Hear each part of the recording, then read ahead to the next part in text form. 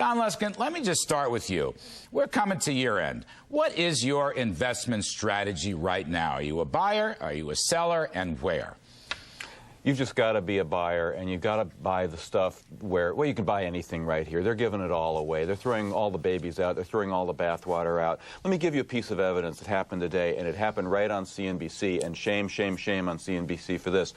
Today, at the very lows of the day, you know what caused the market to make the lows of the day? It's when someone came on CNBC today and said that a highly placed official of Goldman Sachs, which had just released fantastic earnings, said that the last 2 weeks of November was the most horrible 2 weeks they've ever had in the history of the firm.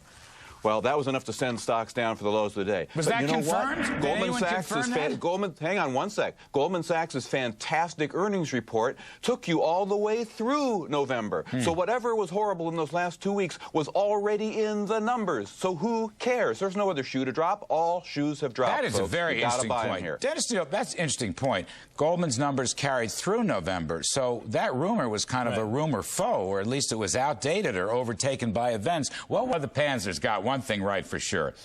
Year to date, of the 10 major sectors in the S&P index, only 2 of them are down. They're the 2 hardest hit for the housing recession, the subprime problem. They are, of course, consumer cyclicals down 14% and financials down 21%. But you know what? Everything else has made great money. Energy plus 27, basic materials 17, Utes 14, tech 13. I mean, if you had hit any of the others besides those, or if you had held, for example, the spiders or the broad-based exchange-traded funds, you'd done okay, wouldn't you? You sure would, and what does that tell you? That's the magic of diversification. 2 things happen, one good, one bad, when you diversify. When you diversify, you can be sure that if anything blows up, you're going to own the thing that blows up, but you can also be sure that you're going to own all the good stuff. And historically, there's more good stuff than there are blow-ups. So just hang in there, and don't let the media and the pundits or Goldman Sachs' economists get you too pessimistic by just focusing on those tiny little areas that are doing badly. Because overall, the economy's doing great and the market's doing great. Is there a Santa Claus rally left, or are we just going to have to wait till the new year?